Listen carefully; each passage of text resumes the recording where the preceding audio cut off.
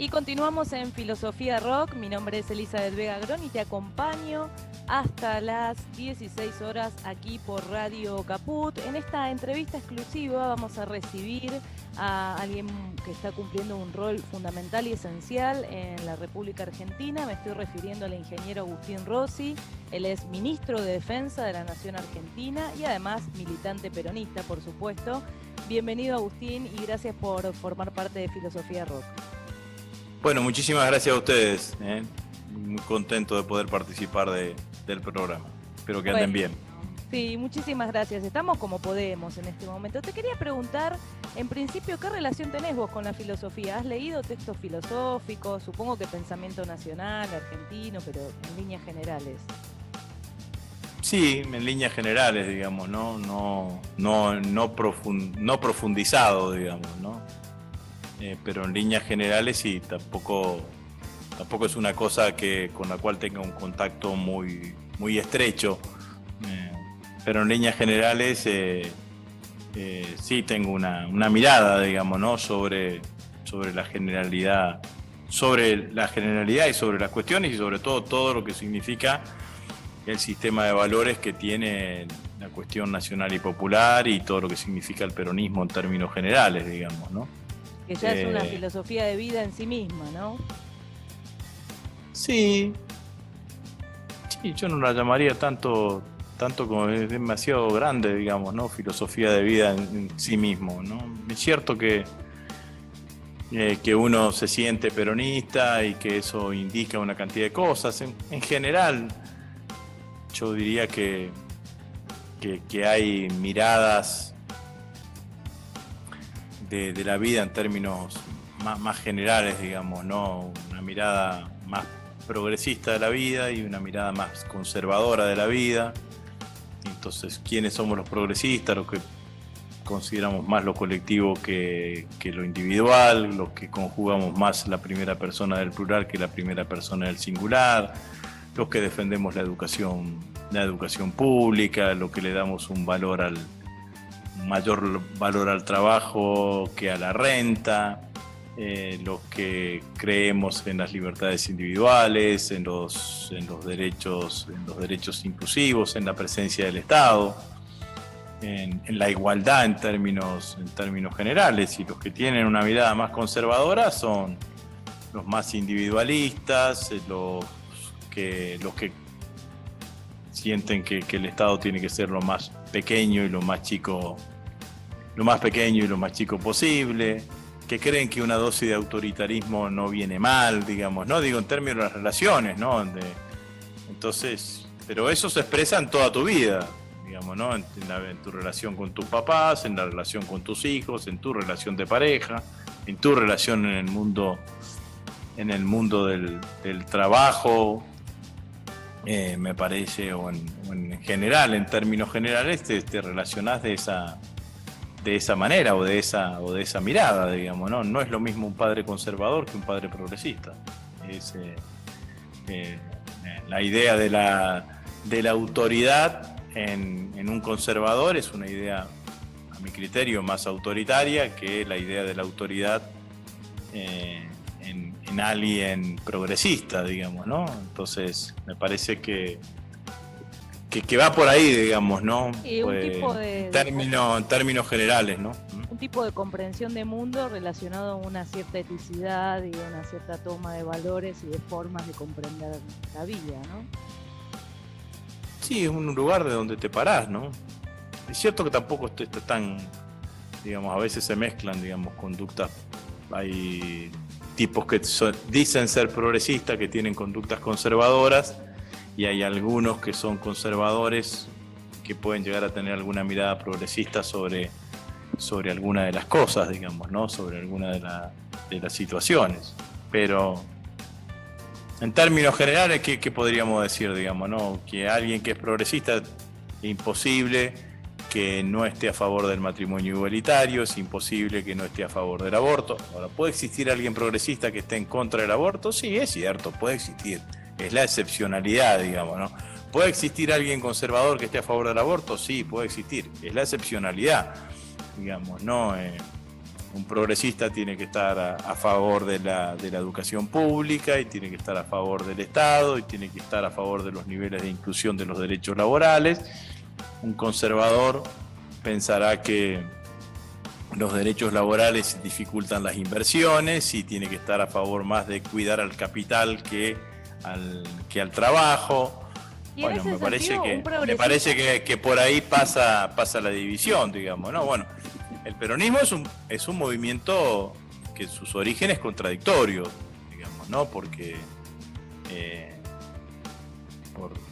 por una cantidad de cuestiones que al principio no aparecían claramente como progresista en cuanto a las libertades individuales y demás, digamos, ¿no?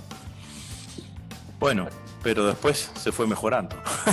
Y un progresista, un estudiante o estudianta de una universidad, ¿puede estar a favor de las Fuerzas Armadas o de cómo las Fuerzas Armadas contribuyen a fortalecer un Estado nacional? En general, las Fuerzas Armadas, las policías y la Iglesia tienen una base como el derecho penal, digamos, ¿no? Tienen una base conservadora en su concepción.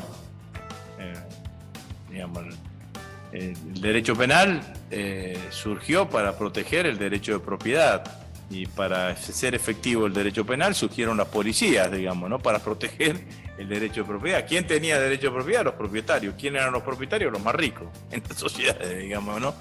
En ese sentido, digamos, ¿no? Bueno, en el caso de las Fuerzas Armadas es su propia conformación, su propia estructura. La verticalidad, la rigidez encaja mucho más en una mirada más conservadora, con más peso tradicional, que en una mirada más progresista, digamos, ¿no? Lo que pasa que, bueno, que es el peso también de la institución, ¿no? Entonces pero sí, diría que en principio sí. Me parece que después las miradas tienen que ver con las coyunturas, ¿no? No es lo mismo la mirada que tenía un joven saliendo de la dictadura que la mirada que puede tener un joven hoy que ve a un personal militar repartiendo comida, elaborando y repartiendo comida en la matanza, digamos, ¿no? Son dos miradas distintas que tienen que ver en el funcionamiento, pero digamos que la estructura y la concepción de la estructura tiene su peso, digamos, es inevitable que sea así, digamos, ¿no? Lo mismo que la Iglesia. Bueno, hoy estamos en un día especial, digamos, ¿no? Porque yo valoro la calificación del Papa Francisco alrededor del aliento en la unión civil. Esto que dicen que Bergoglio estaba también a favor de la unión civil cuando se discutió el matrimonio igualitario, fue muy duro las calificaciones de Bergoglio en ese momento, con calificaciones durísimas sobre los que votaban a favor del matrimonio igualitario. No parecía que estaba con la unión civil, si bien, bueno, después dicen que hubo toda una discusión hacia el interior de la Iglesia, bueno, y que él perdió la discusión frente a los sectores más rígidos. Pero yo lo de hoy lo valoro en términos de lo que significa una estructura como la Iglesia, digamos, ¿no? Sí, milenaria, convengamos que tardaron en reconocer el error de Galileo, no sé. Bueno, por eso digo, sin conocerla, sin una estructura en donde la mujer todavía no tiene el lugar que está obteniendo en todos los ámbitos del mundo, digamos, ¿no? Entonces, es valorable. Ahora, obviamente estás al frente de una estructura que intrínsecamente, si uno quiere ser indulgente y no calificarla de conservadora, que intrínsecamente es una estructura donde el peso, la inercia de las tradiciones es un peso claramente importante, ¿no? Así que a mí me parece que eso es Que eso es así, pero por eso en esas estructuras, los pequeños pasos, hay que valorarlos mucho, ¿no? Me parece que eso también hay que tenerlo en cuenta. Bueno, yo estoy muy contento con que el 20% de las mujeres, del personal militar, sean mujeres. Alguien me podría decir, bueno, pero tendrían que ser el 50%, es lo que es, bueno, pero el 20% en las Fuerzas Armadas es un montón. Digo, entonces hay que seguir profundizando y hay que... Bueno, otro me va a decir, bueno, pero el 30% son profesionales y solamente el 9% son de comando. Bueno, sí, es cierto, hay que alentar que sean más la de comando, pero bueno, todos los términos llevan su... Un proceso. Todos los términos llevan su proceso, digamos, ¿no?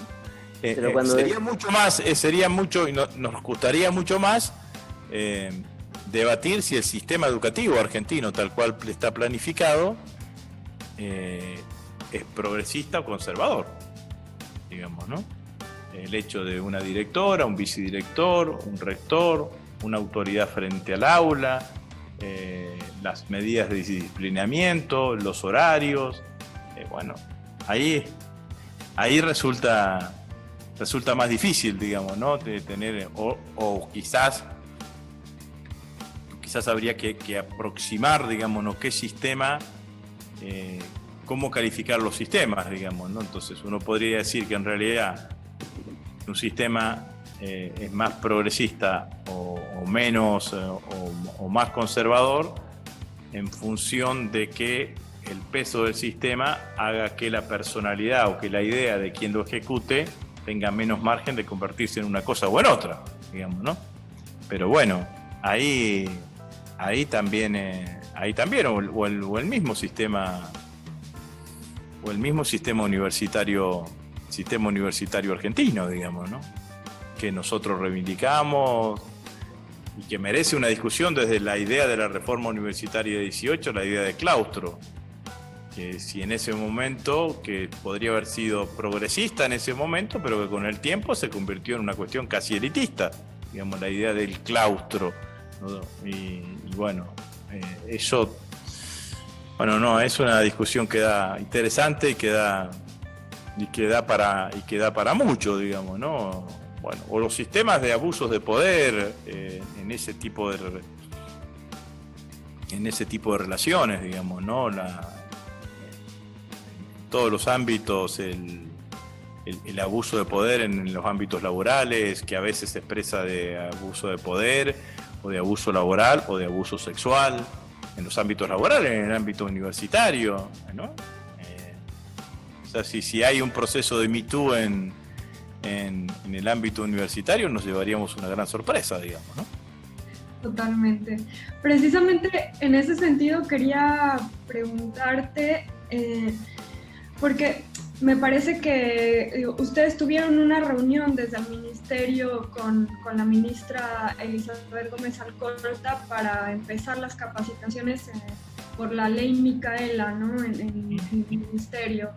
Digo, ¿cómo han avanzado en esta línea? Digo, me parece que todo esto que decís tiene un poco el origen en ese sistema patriarcal que establece esa jerarquía, ¿no? Que es lo que hace a esa estructura de ese ministerio, y que es tan difícil ir modulando, ir modificando dentro de esa misma estructura, como vos decías, haciendo pequeños cambios en el sentido en ese sentido.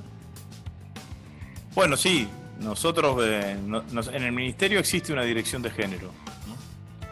que viene de hace muchísimos años. Tenemos maestrías en política de género, que se dan en el ámbito de la universidad, de la defensa. Cada uno de las fuerzas tiene su departamento de género. Tenemos un consejo de políticas de género que es transversal que tiene dos características. Primero, es mixto, digamos, ¿no? Lo integran personal militar y lo entregan académicas, ¿no? Una de las académicas que lo integra es Dora Barranco. Y segundo, no respeta jerarquías, digamos, ¿no? Que también es hacia el interior de las fuerzas, también es toda una novedad, ¿no? Y ese consejo tiene la misión de asesorar al ministro en materias de política de género, y desde allí tenemos una cantidad de iniciativas. Tengo por acá, pero bueno, hace poco retomamos, tráeme el librito. Hace poco retomamos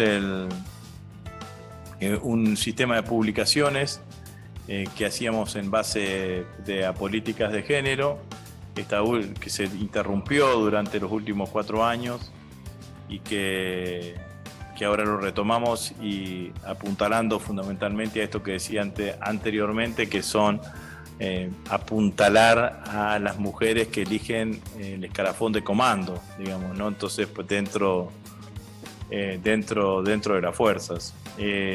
Habíamos empezado con la capacitación de la ley Micaela.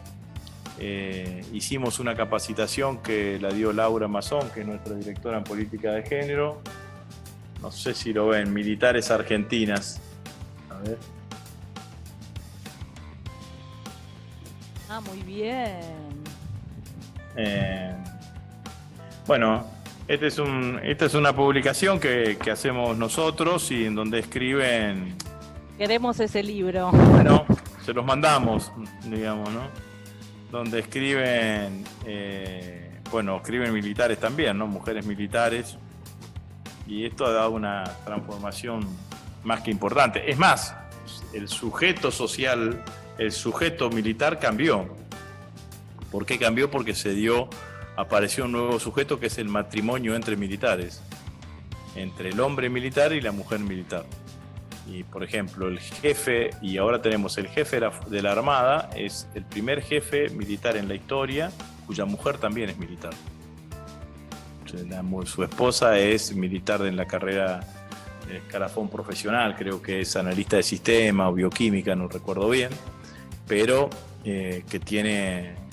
Eso también es una novedad, y todo eso también hizo que se modifiquen una cantidad de cuestiones. Las Fuerzas Armadas tenían casinos oficiales y casinos suboficiales. Digamos, si tenés una oficial mujer y un suboficial varón, ¿a dónde van? No van a los dos, digamos, ¿no? ¿Cómo resolver el problema de los destinos? Los destinos tienen que ser comunes, no tienen que ser comunes. Es todo, a veces pueden ser comunes, a veces se dificulta un poco más. En general, cuando son rangos, son escalafones inferiores, pueden ser más comunes, pero después se hace más difícil, digamos, ¿no? Entonces, ¿cuál privilegias? Nosotros tuvimos hasta hace poco, ahora se pidió el retiro, una contraalmirante, María Inés Uriarte, que fue el cargo más alto que se llevó hasta ahora en la Armada. Es tercera en el escalafón, hay almirante, vicealmirante y contraalmirante, y que fue embajadora nuestra en mi anterior gestión en España. Y el marido trabajaba, digamos, no era militar, y se pidió, creo que los 2 años de embajadora nuestra, agregada militar nuestra, que son nuestros embajadores, digamos, ¿no? Se pidió los 2 años, 1 año de licencia con goce y 1 año de licencia sin goce de sueldo para estar junto con ella, digamos, ¿no? Entonces, bueno, se reía, digamos, ¿no? Porque había reuniones se reunían todos los agregados militares de América y se reunían las esposas de los agregados militares de América del Sur, digamos, ¿no? Y él era el único que estaba al revés, digamos, ¿no? Así que qué bueno, Agustín, qué bueno que cuentes esto, porque recién, cuando empezaste contando, dijiste que a veces la mirada acerca de los militares, es una mirada situada, no es lo mismo cuando se salía de la dictadura que una mirada actual, y lo que estás contando también lo muestra que también la institución tiene hacia sí misma una mirada situada, ¿no? Que se hace 100 años atrás. No cualquiera podía seguir la escuela de oficiales, tenía que venir una familia patricia, o tenía que venir, y ese cambio eso ya lo trajo Perón. eso ya lo trajo Perón, y ahora la inclusión de la mujer en cargos que, como vos decías, hay que animarlas a tomar posiciones de oficiales. La verdad que es interesantísimo lo que estás contando. No, ahora eso ya casi no está más, digamos, ¿no? La verdad que en general te diría que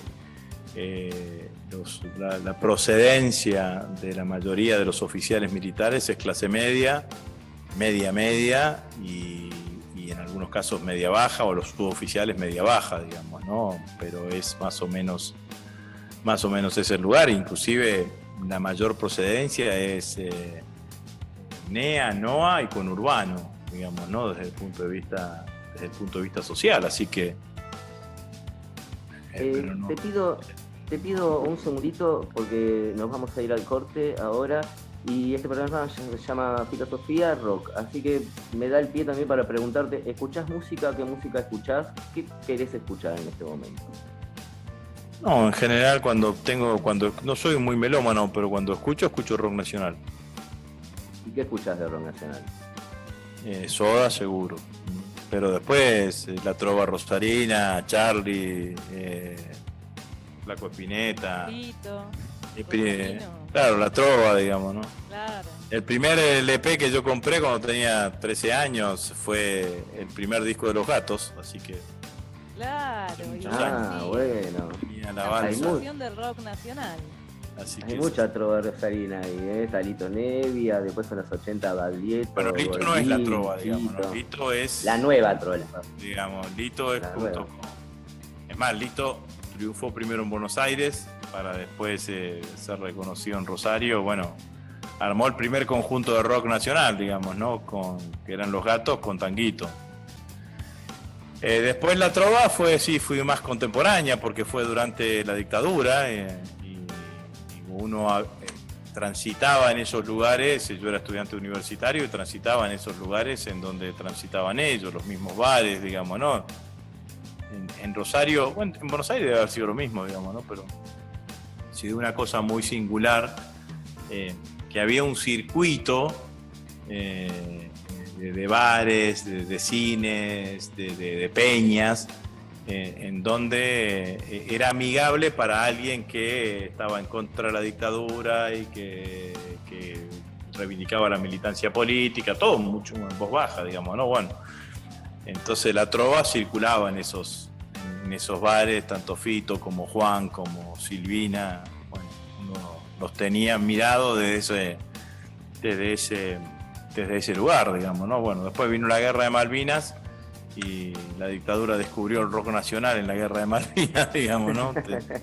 No pasaron más, se suprimió una de las cosas que era, no se podía pasar música en inglés, y entonces descubrieron el rock nacional, descubrieron el Mercedes Sosa y bueno, después ya recuperamos la democracia, pero sí. Sí, hubo festivales. La trova fue un fenómeno. Rosario es una ciudad muy rockera, digamos, ¿no? Digamos, el rock argentino es Rosario, Buenos Aires, Rosario, digamos, ¿no? Fundamentalmente, ¿no? No hay rockeros cordobeses, por ejemplo. Bueno, ¿te parece entonces que nos vayamos al corte escuchando algo de la época de Baglietto y Garré y Tito y Goldín y Fabián Gallardo, toda esa gran banda que vinieron de allá? Sí, dale nomás. Los conocemos, ¿viste que los conocemos? Por supuesto que lo tenés que conocer. Se llama Rocky, ¿cómo se llama el programa? Filosofía Rock. Filosofía Rock. Bueno, ¿cómo lo vas a conocer? Bueno, nos vamos escuchando algo de esa banda de Baglietto de los 80. Y volvemos. Y continuamos en Filosofía Rock, estamos conversando muy gratamente, muy a gusto, en una charla muy linda con el ministro de Defensa de la Nación, el señor ingeniero Agustín Rossi. Y bueno, esta semana fue una semana muy importante para toda la militancia, para todo nuestro país, ¿no? Porque se cumplieron 10 años del paso a la inmortalidad de Néstor, a cual vos, Agustín, definís como un distinto, ¿no? Como un militante siempre. Quería preguntarte qué significó la llegada de Néstor a tu vida personal y política también, si es que eso se puede dividir, ¿no? Bueno, yo lo conocí a Néstor en el 2002 y Néstor falleció en el 2010. ahora son 10 años más, así que ya puedo tener mayoría de edad kirchnerista, digamos, después de 18 años. Para mí transformó gran parte no solamente de la estructura política económica de la Argentina, sino que fundamentalmente transformó una manera de hacer política, ¿no? Nosotros veníamos de los 90, en donde era todo deficitario, era todo nihilismo, todo falta de expectativa, falta de esperanza. Hasta el rock había perdido esperanza en los 90. Era todo, Totalmente. había toda una cuestión de esas características, así que apareció un dirigente político que te decía que había que retomar el valor de la militancia, que hablaba del Estado, que hablaba del mercado interno, que hablaba de los derechos humanos, que creía que la política era una herramienta de transformación. Bueno, qué bueno que decía eso, y después cuando empezó a gobernar lo empezó a hacer, ¿no? Fortaleció el mercado interno, fortaleció el consumo, defendió a los trabajadores, aplicó una política de derechos humanos, entró a la ESMA, bajó los cuadros, le pagó la deuda al fondo, bueno, una cantidad de acciones que, bueno, primero yo lo conocí cuando tomamos la decisión nosotros teníamos un grupo militante, yo era concejal de Rosario, en Rosario, y vinimos a verlo a él a fines del 2002, cuando medía el 6% de intención de voto. Después, bueno, vino el acuerdo con Duhalde y pegó el salto, pero sin ninguna duda era el único que marcaba una cosa distinta, ¿no? Entonces vino un aire distinto a la vida política del país y a la forma de hacer política en la Argentina, ¿no? Sin ninguna duda que para mí fue un antes y un después, ¿no? Ministro, la verdad que son 60. Lo terrible es que era un dirigente político que tenía mucho para seguir aportándole a la Argentina, no solamente a nosotros como espacio político. Falleció con 60 años, ¿no? Sí, muy joven, muy joven. Ministro, en un libro que escribieron en homenaje a Néstor, el de Topo de Voto, me gustó mucho lo que leí, que usted decía que resignificó palabras que habían perdido trascendencia. Eso tiene mucho sentido filosófico, el hecho de que la trascendencia de nuestro lenguaje resida en nosotros mismos, en nuestro accionar, que no son cuestiones que vienen de afuera, sino que tienen que ver con las convicciones. Sí, esa reflexión está hecha fundamentalmente a una cosa muy sintomática. En los 90, los militantes políticos se dejó de llamarle militantes y empezaron a ser operadores, ¿no? Se les denominaba operadores. Y el operador era un término del mercado. ¿Quién opera en el mercado, digamos? Entonces fue un término del mercado trasladado fundamentalmente a la política, ¿no? Como que también se había privatizado de alguna manera la política, ¿no? Y Néstor, cuando aparece en el 2002, empieza a hablar de militantes nuevamente, entonces resignifica ese valor, esa palabra le da actualidad. Hablar de militancia en los 90 era que te acusaban de antiguo, te quedaste en el 45, digamos, ¿no? Te quedaste en esa década, tenías que ser moderno, y tenías que saber ese tipo de cuestiones y viste cómo era, digamos, ¿no? Entonces, si no, y Néstor aparece con eso, la resignifica la palabra, le da potencialidad, le da presente y futuro, digamos, ¿no? Entonces, por eso digo que resignificó palabras. Me acuerdo que en la campaña esa del 2002-2003 dijo que iba a nacionalizar los ferrocarriles nuevamente, y se armó un escándalo, digamos. Entonces, bueno, finalmente se terminó haciendo eso y se llevó adelante, pero sí introdujo. El tema de los derechos humanos es otro tema. Hoy todos estamos, inclusive me acuerdo un día ¿cuándo fue? En el 2018, que estuvo Pablo Iglesias de Podemos acá en el 24 de marzo, yo estuve reunido con él después de eso, me decía, bueno, posible, nosotros esto no lo podemos, no, increíble, en España estamos a años luz de esto, no podemos hacerlo, pero no siempre fue así acá. Durante la década del 90, los 24 de marzo, primero, no eran feriados, eran un día laborable. Yo en general casi creo que no falté nunca en Rosario a las movilizaciones del 24 de marzo, pero éramos 70, 80 personas, 100 personas, los organismos y algunos militantes de partidos políticos que seguíamos levantando esa bandera, pero había quedado atrás. Por eso es tan valioso lo de Néstor cuando pone en agenda nuevamente la cuestión de los derechos humanos, porque no estaba en la agenda, ya no estaba, ya había pasado, digamos, ¿no? Y Néstor la pone y bueno, y genera lo que terminó generando. A mí me tocó votar la ley que puso el 24 de marzo como feriado nacional, ¿no? Y bueno, intentaron después sacarlo y no lo pudieron, digamos, ¿no? Tuvieron que retroceder con esa medida del 24 de marzo, y a partir de allí las movilizaciones siempre fueron más crecientes, y se llenan de pibes de 18 años, 19 años, y entonces ahí vos sentís que todos estos años de militancia no fueron al cohete, digamos, ¿no? Porque aparecen otros que van a seguir llevando adelante las banderas, pero hubo una decisión política y hechos, la ESMA, bajar los cuadros, los juicios, el feriado, bueno, todo eso generó el 24 de marzo que vemos hoy. Ahora, lo que no tenemos que olvidarnos, sobre todo nosotros, es que no siempre fue así, sino también desconoceríamos a la sociedad argentina, porque también esta sociedad fue que durante la dictadura dijo: por algo será, algo habrán hecho. Yo fui estudiante universitario durante la dictadura, lo escuchaban mis compañeros. Empecé a militar y llevé un día un panfleto o una revista, y los mismos que me invitaban a estudiar antes me dejaron de invitar a estudiar, digamos, ¿no? A su casa me dejaron de invitar. Bueno, esto es así. Por eso hay que siempre debatir, siempre tomar la historia y siempre potenciar este tipo de cuestiones, digamos, ¿no? Pero bueno, me parece que fue todo eso, Néstor, ¿no? Y mucho más. Yo tuve una relación de mucha cercanía el último tiempo, sobre todo, paradójicamente, cuando dejó de ser presidente.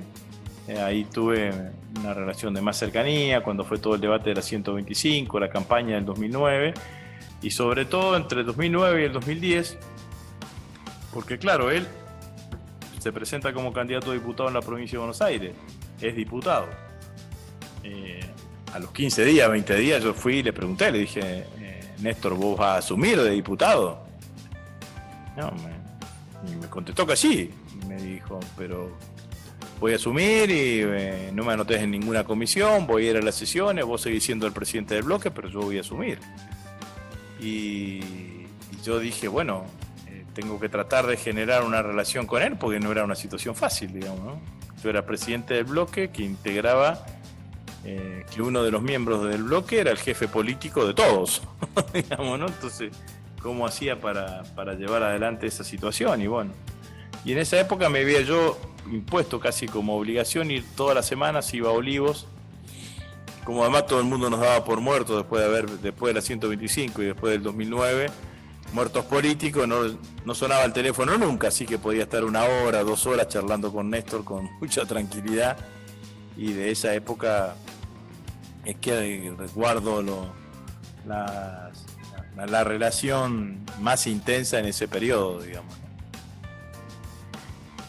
Ministro, eso que mencionabas de que hay que siempre tener presente el tema de la memoria, ¿existe alguna idea o ya existe una implementación de formación en temas de derechos humanos al interior de las Fuerzas Armadas? Sí, también tenemos una dirección de derechos humanos. Bueno, la dirección de género se llama Dirección de Derechos Humanos y Género. Nosotros, además de la formación, tenemos un mecanismo de que cuando nosotros mandamos los ascensos por los pedidos de ascensos a la Cámara de Senadores, pedimos información a la Secretaría de Derechos Humanos, le pedimos el visto bueno a la Secretaría de Derechos Humanos, y está permanentemente muy presente, ¿no? Así que, pero sí, es así, digamos, ¿no? Es así. Lo sostenemos, lo sostenemos de esa manera. Y también trato de invitar a mirar hacia el futuro, digamos, ¿no? Porque si no, a veces en una cosa como la cuestión de la política de defensa me termino trabando, digamos, ¿no? El debate sobre el pasado no me permite saldar e ir hacia el futuro, ¿no? Entonces, esto es una cosa que permanentemente trato de hacer, digamos, ¿no? Ustedes imagínense que recién, ahora, es la primera vez desde que recuperamos la democracia, después de 37 años de democracia, que tenemos el 100% del personal militar que empezó su carrera ya en democracia. Digamos, el general más antiguo es el general Paleo, que es el jefe del Estado Mayor Conjunto, que su primer destino fue en el año como subteniente, fue en el año 1984, ya presidencia del doctor Raúl Alfonsín, al regimiento de Tartagal en Salta. Pero él ingresó 5 años antes al colegio militar con dictadura. O sea que para tener el 100% del personal militar formado en democracia, tenés que esperar 5 años más. Así todavía que falta. Eso es un proceso. Es un proceso, y obviamente todos los años de democracia no fueron lo mismo. Nosotros tuvimos la anulación, las leyes de obediencia de vida, la ley de punto final, los indultos, no fueron lo mismo, digamos, ¿no? Entonces es un proceso, digamos, ¿no? De hecho, las Fuerzas Armadas son las mismas y estuvieron los últimos 4 años anteriores gobernadas por Macri, que dijo que había que terminar con el curro de los derechos humanos. ¿Se imaginan ustedes que es una mirada absolutamente antagónica a la que tenemos nosotros? En ese sentido, ministro, preguntarle justamente después de la lucha que fue de resistencia durante estos últimos años de embestida neoliberal en nuestro país, tomar ahora adelante un Ministerio de Defensa en el cual en muy pocos meses y de forma muy urgente tuvieron que realizar un plan como es la Operación General Belgrano, a la que me gustaría que le cuente a la audiencia en qué consiste. Bueno, y implementar un montón de medidas desde el Estado, lo cual también dejó muy de manifiesto la importancia de un Estado social con políticas públicas para poder dar respuesta ante estas urgencias. También me gustaría que le informe qué son los comandos conjuntos de las zonas de emergencia en todo el país, todo el trabajo diario que están realizando para mitigar justamente los efectos de esta pandemia que azota a nivel mundial. Bueno, cuando empezó la pandemia, el presidente me llamó un domingo a la mañana y me dijo, bueno, hay que tratar de poner todas las capacidades que tienen las Fuerzas Armadas a disposición de la lucha contra la pandemia, digamos, ¿no? En algún momento se llamó enemigo invisible, ¿no?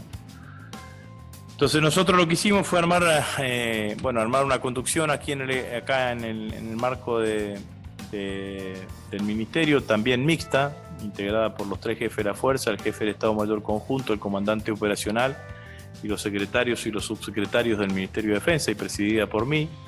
Ahí dividimos al país en 14 comandos de emergencia, 14 comandos conjuntos de emergencia. ¿Por qué conjunto? Porque designamos un jefe militar y que conduzca las tres fuerzas que existiesen en el lugar, o la repartición, las guarniciones militares de esas tres fuerzas. Los 14 comandos son Tierra del Fuego, la isla de Tierra del Fuego, Santa Cruz, Chubut, las 2 provincias del Comahue, Neuquén y Río Negro, un solo comando de emergencia, las 3 de Cuyo, otro comando de emergencia, La Pampa, provincia de Buenos Aires, la dividimos en 3, Buenos Aires Norte, Buenos Aires Sur y AMBA, que incluye Cava, Santa Fe y Entre Ríos, Córdoba y Santiago del Estero,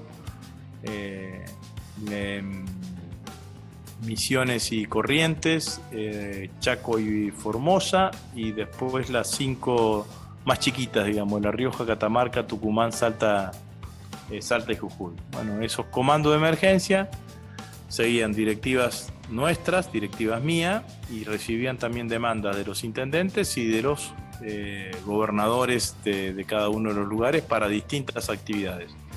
En función de las capacidades veíamos si las podíamos hacer o si no las podíamos hacer o si no estaba a nuestro alcance, y empezamos a hacer acciones durante más de 200 días. Llevamos casi 220 días de tareas, digamos. Y llevamos más de 20.000 tareas. Para nosotros es una tarea que se hace, que es una acción que se realiza durante un día, que implica movilización de personal y que implica movilización de medios, y bueno, se terminó convirtiendo en el despliegue militar más importante post-guerra de Malvinas. Claro. Porque tiene una extensión en el tiempo que no sabemos hasta cuándo va a terminar, nos quedaremos hasta que sea necesario. Y por el otro lado, lo que tiene es una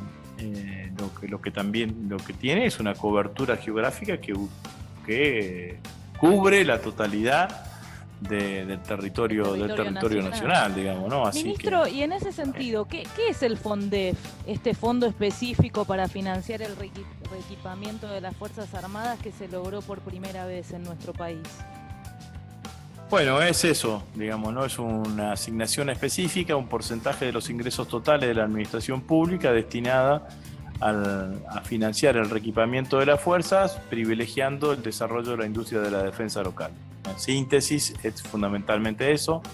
Es la primera vez que lo tienen las fuerzas, es histórico.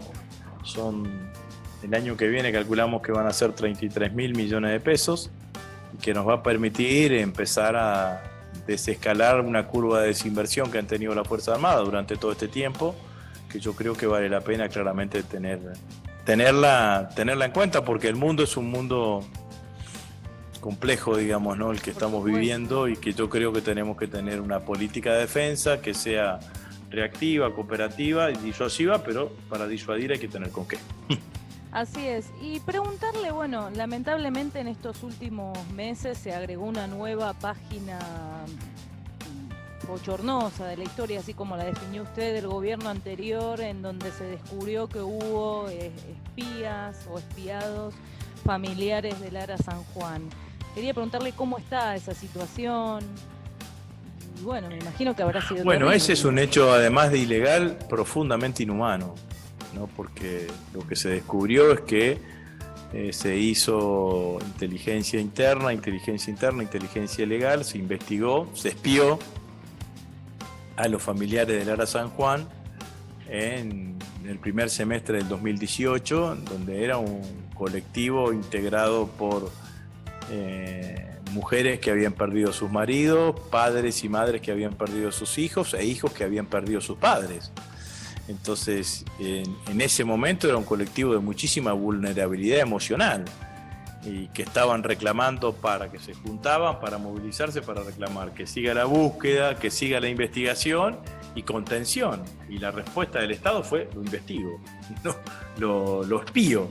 ¿Para qué? Para saber qué preguntas le iban a hacer.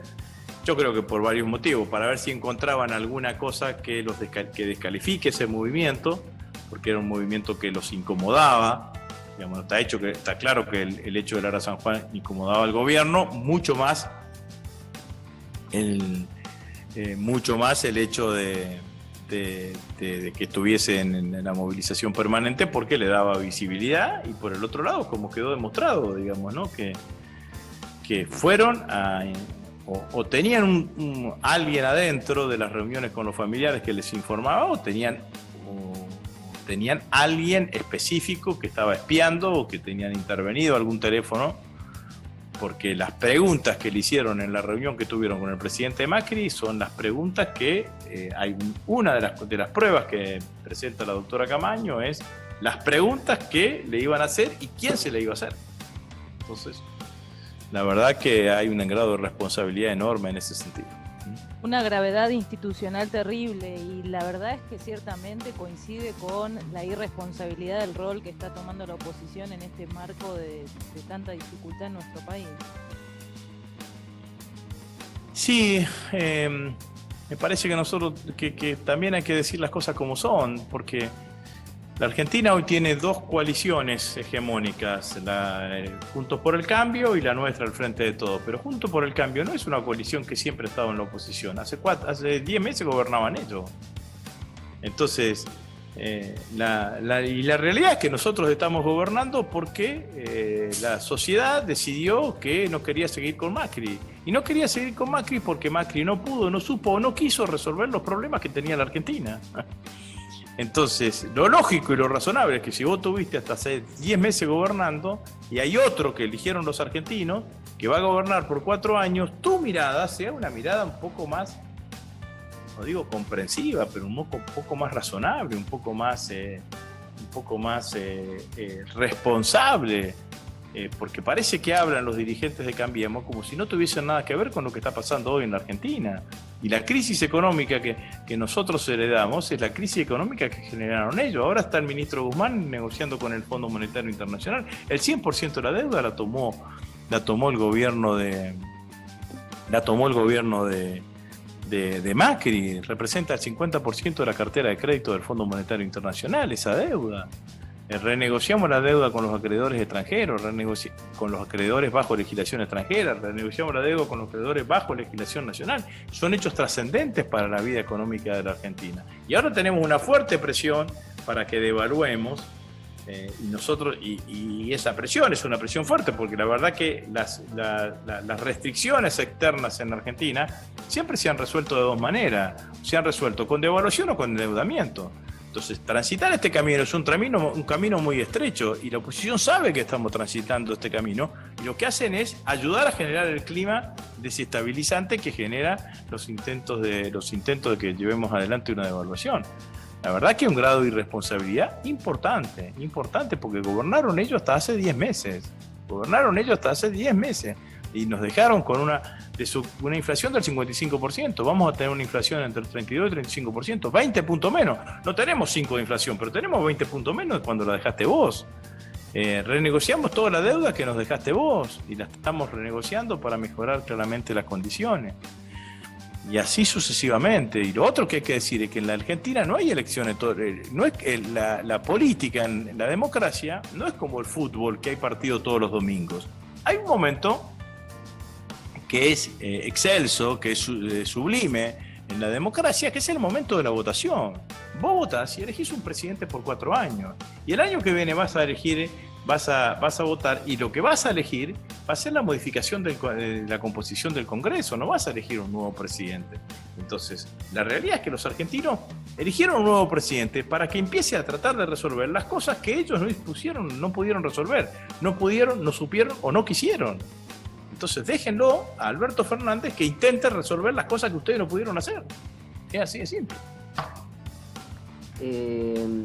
Ministro, usted es muy esperanzador acerca de la situación económica, dice, para el año que viene, ¿no? ¿Podríamos contarnos acerca de eso? Hay indicadores económicos de la economía real que indican que la economía se está recuperando.